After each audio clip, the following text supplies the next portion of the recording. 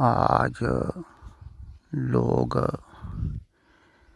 नए साल की दुआ मांग रहे हैं।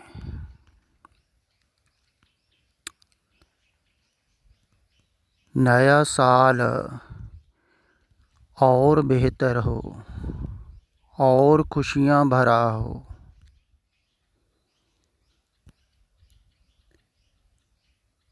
और अच्छा हो।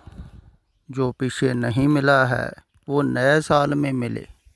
शुभकामनाएं पूरी हों।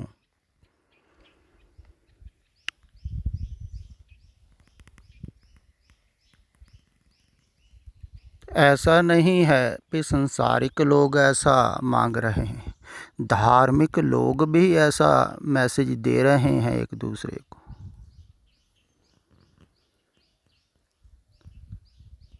जिसको भी मानता है ना, उसी का नाम लेके गुरु कृपा करे आपको और खुशियाँ मिले।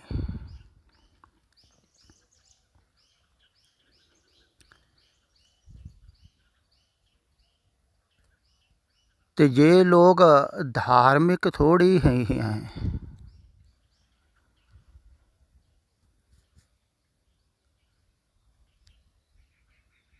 ये तो वासनाग्रस्त लोग हैं,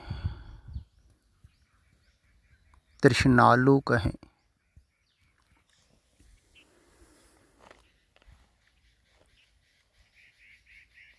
तो ऐसे तृष्णालु लोग शांत थोड़ी होते,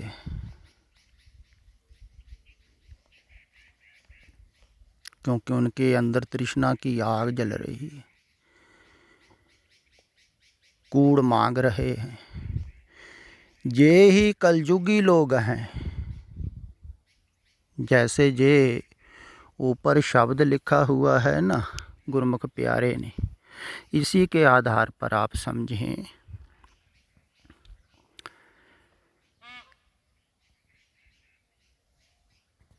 गुरु साहब जी कहते हैं, नानक मेर शरीर का एक रथ वाहो, जुग जुग फेर वटाइयै, ज्ञानी बूझह ताहे।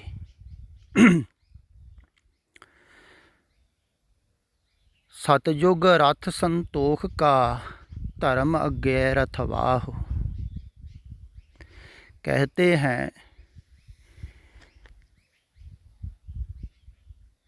84 लाख जोनियों में श्रोमणी मानुख शरीर है।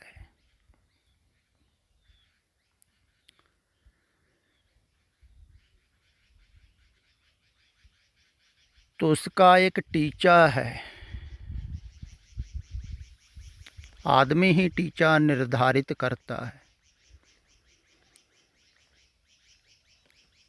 तो जो टीचा होता है ना, जहाँ पहुँचना है, उसके लिए मन चेष्टा करता है। तो जो चेष्टा करने वाला है ना, वो रथ है। तो कहते हैं सतयुग रथ संतोख का, धर्म अज्ञे रथवाहो। सतयुग में धर्म टीचा था,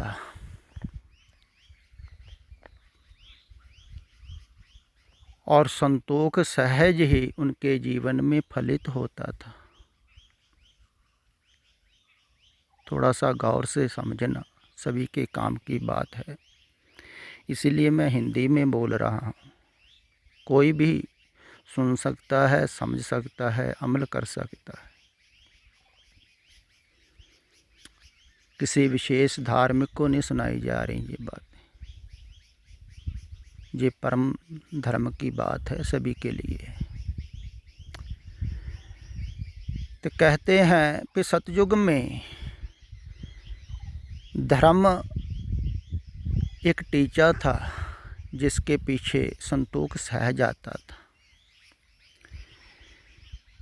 फिर त्रेते रथ जते का, जोर अज्ञे रथवाहो। कहते हैं पितरेते में निशाना सूरमता थी। तो जो सूरमा है ना,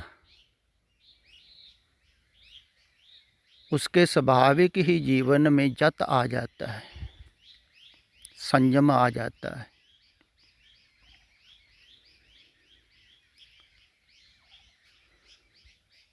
क्योंकि जिसके जीवन में संयम होगा ना, वो ही सूरमा हो सकता है।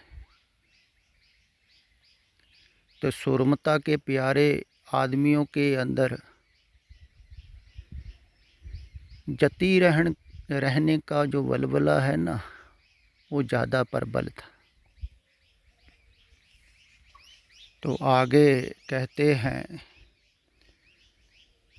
द्वापर रथ तपे का सत अगय रथवाह। जो द्वापर था ना, उसमें जो रथ था, जब आदमी के जीवन में ऊंचा आचरण रखने की इच्छा हो,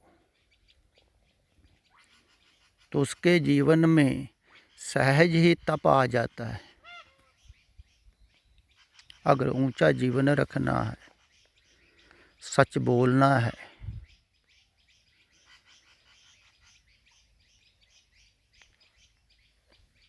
तो उसके पीछे जैसे युधिष्ठिर था, सच बोलता था।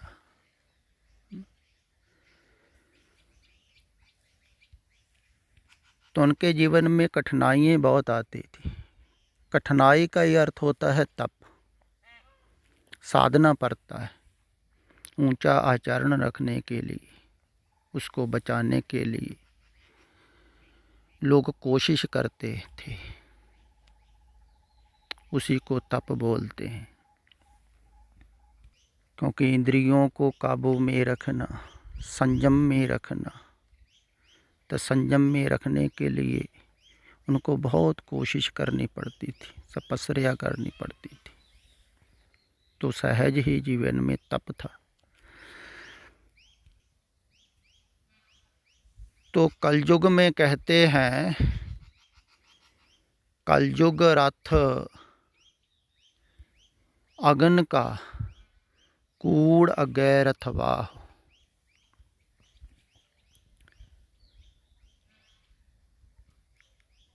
कलयुग में टीचा आदमी का क्या है? संसार की उपलब्धि। कूड़ अगे रथवाह, आगे घोड़े, रथ के आगे चलाने वाले, वही रथ को चलाते हैं ना, उसी के पीछे तो रथ जाता है। तो घोड़े कूड़ की तरफ जा रहे, झूठ की तरफ जा रहे। आदमी संसार में सुखपूर्वक जीना चाहता है,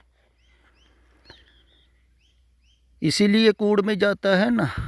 संसार में जीने की वासना, चाहत, सुखपूर्वक जिए, तभी मांगता है ना। कूड़ की वासना है,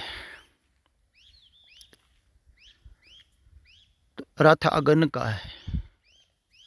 वासना, तृष्णा, कामना, चाहत, ये आग है। आग लगी हुई है, तो आदमी कूड़ की तरफ भागा चला जा रहा है। इसीलिए बाबे नानक ने प्रथम में ही, शुरुआत में ही कूड़ की दीवार तोड़ने के लिए कहा है कि वे कूड़े टूटे पान। भी अगर कूड़ की दीवार तोड़ोगे ना, तब आप कलयुग में बच पाओगे। तो कूड़ क्या है? कूड़ राजा, कूड़ प्रजा, कूड़ सब संसार। कूड़ मियाँ, कूड़ बीबी, खप होए खार, कूड़ कूड़े ने हो लगा बिसरिया करता। सब कूड़, झूठ है जो बाहर है। तो झूठ के साथ लगाव से दीवार बनती है। लगाव हटाने से दीवार टूटती है। कूड़ की विचारधारा जितनी करोगे दीवार बनती रहेगी ना। सोचते रहोगे, चाहते रहोगे तो सोचते रहोगे, तो जितना सोचते रहोगे दीवार बनती रहेगी कूड़ की।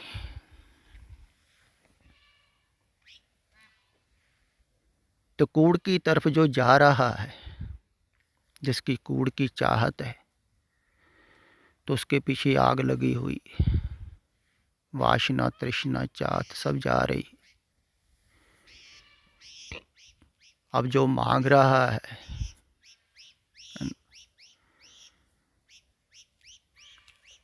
तो वो मांग तो संसार में ही रहा है ना।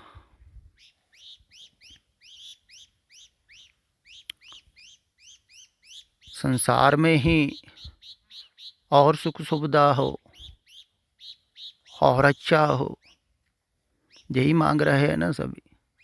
तो धार्मिक लोग भी मांग रहे हैं गुरु से। जो गुरु बार बार कह रहा है कूड़ को छोड़ो, कूड़ की दीवार को तोड़ो, उसी से कूड़ मांग रहे। देखो,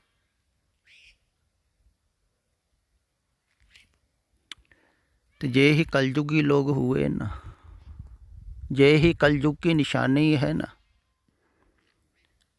कलयुग रथ अगन का, बाबा नानक जी कह रहे हैं, ख्याल में लो थोड़ा सा। कलयुग रथ अगन का, कूड़ अगे रथवा।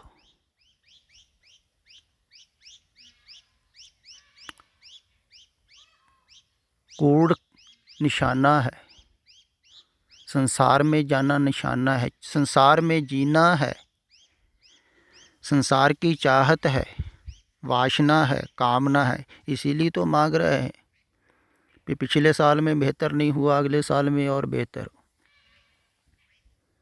और अच्छा हो, तो और कोशिश करते हैं फिर जी। तो जो कोशिश कर रहा है तो कहाँ जा रहा है? और सुख पाने की कोशिश।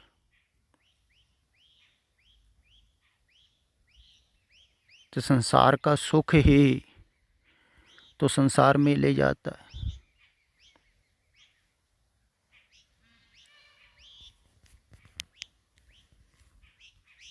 झूठे सुखों की मांग, झूठी प्रीत की मांग,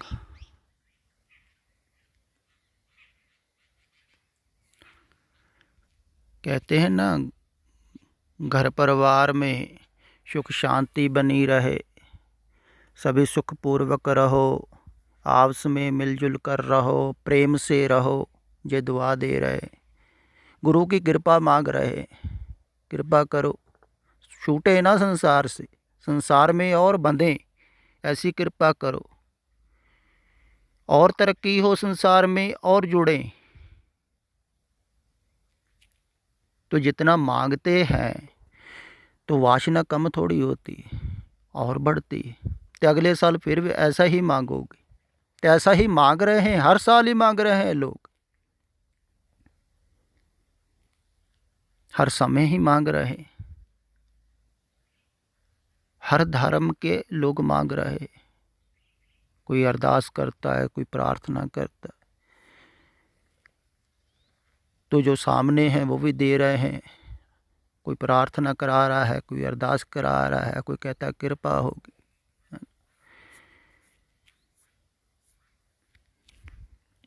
आपका कारोबार और बढ़ेगा, लोग बहुत खुश होते हैं। देखो, तो उनके पास ज़्यादा जाते हैं। तो मांग रहे हैं संसार,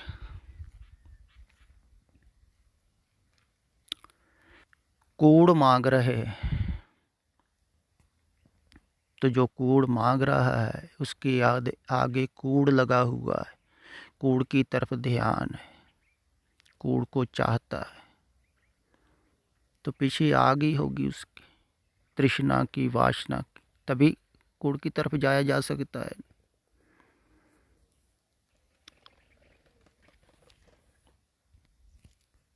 तो ये मैं अक्सर बार बार कहता हूँ किसी सतपुरुष के सामने